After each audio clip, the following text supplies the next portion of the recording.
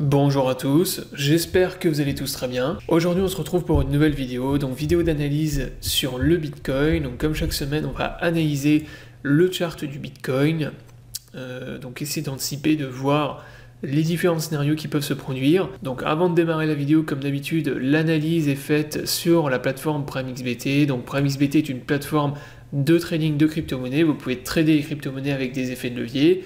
Et vous pouvez également utiliser le système de covesting, qui est le copy trading interne de la plateforme, qui vous permet de recopier les traders de la plateforme en automatique. Donc si vous n'êtes pas inscrit sur la plateforme, je vous mets mon lien d'affiliation dans la description sous la vidéo, et je vous mets également les liens vers les tutoriels, donc tutoriels pour apprendre à trader sur la plateforme, et pour apprendre à utiliser le covesting.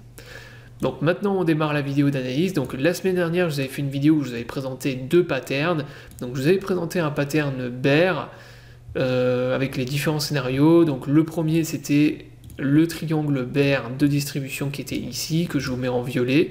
Donc là on avait un pattern de distribution de type triangle bear, et je vous avais dit donc qu'on avait le support ici en bas des 29 000 $, entre 29 000 et 30 000, qui était le support majeur, et tant qu'on cassait pas le support, on validait pas en fait le pattern de distribution, et donc il n'y avait aucune raison de repartir dans une tendance baissière. Donc ça c'était le premier scénario. Inversement bien sûr, si on cassait cette zone, on serait derrière reparti beaucoup plus bas, à nouveau dans une tendance baissière. Donc là, ça c'était premier scénario, premier pattern. L'autre pattern, c'était le pattern de consolidation bull de type falling wedge, ici en blanc. Donc là, je vous ai dit qu'on avait aussi, donc très probablement, un pattern de consolidation de type biseau descendant, et que si on cassait le biseau, il y avait de fortes probabilités de repartir dans une tendance haussière. Donc là, c'est ce qui s'est passé fin de semaine dernière. On est venu break le pattern, vous avez eu un énorme pump de plus 10%, et derrière, on est venu pullback sur le pattern. Alors, plusieurs choses déjà par rapport à la cassure du pattern. Déjà, ce qu'il faut savoir, c'est que le pattern a été break suite à une manipulation de Elon Musk sur le Bitcoin. Donc en gros, pour vous résumer, sur son compte Twitter, sur sa biographie, Elon Musk a supprimé sa biographie et a remplacé par un hashtag Bitcoin, ce qui bien évidemment a fait pump le BTC. Donc c'est ça en fait qui a entraîné le pump du 29 janvier, qu'il a fait pump de plus, je sais plus 10% ou 12%. Voilà, donc même plus, vous voyez, ça a fait pump de plus 20% le BTC en l'espace de quelques heures. Donc c'est dû en fait à Elon Musk, qui est suivi par énormément d'investisseurs, qui est un très très gros influenceur sur les marchés financiers, et donc il a fait pump le Bitcoin. Donc ça fausse un peu l'analyse technique, l'analyse graphique, puisque ça c'est des choses qu'on ne peut pas anticiper. Donc là bien évidemment personne ne pouvait anticiper à l'avance que Elon Musk allait influencer le marché sur son Twitter et aller faire pump le Bitcoin de plus 20%. Donc ça c'est des choses voilà, qu'on ne peut pas anticiper, ça fait partie du trading, c'est pas une science exacte.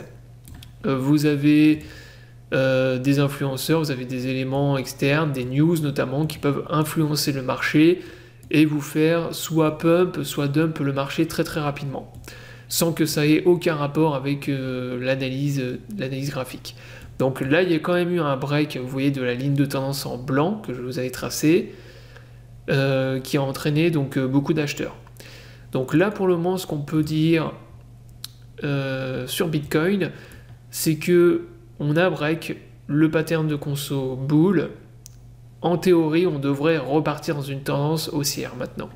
Donc en tout cas, tant qu'on repasse pas, tant qu'on réintègre pas le pattern, ou qu'on repasse pas sous les 31 000, 32 000 $, il n'y a aucune raison que le Bitcoin reparte dans une tendance baissière.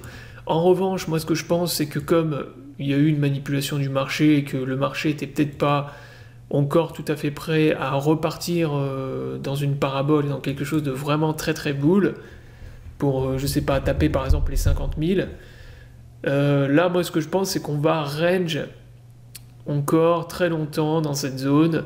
On a notamment une résistance sur le retracement de Fibo qui n'a pas été cassé. Vous voyez que si on met le retracement des 0,786 sur Fibonacci, on a la résistance la plus importante ici qui n'a pas été brisée.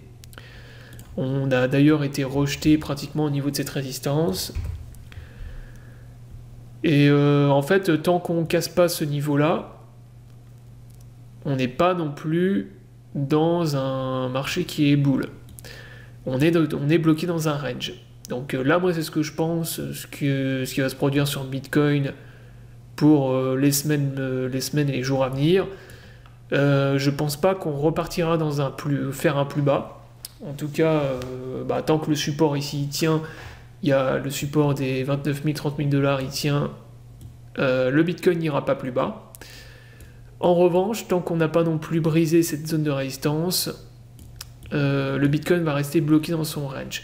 Donc ça, ce sera un scénario intéressant, c'est-à-dire qu'on aurait un Bitcoin, par exemple, là, pendant le mois de février, qui soit très ennuyeux, c'est-à-dire qu'il reste bloqué à l'intérieur du range, histoire de consolider, d'accumuler à nouveau des acheteurs, et une fois qu'on aura brisé, par contre, ce niveau de résistance, c'est-à-dire, en fait, les 39 000 $, 39 500, même plus précisément, là, par contre, ça va repartir à nouveau FOMO, et dans une grosse parabole. Là, c'est sûr, voilà, ça va derrière, on reteste le dernier ATH.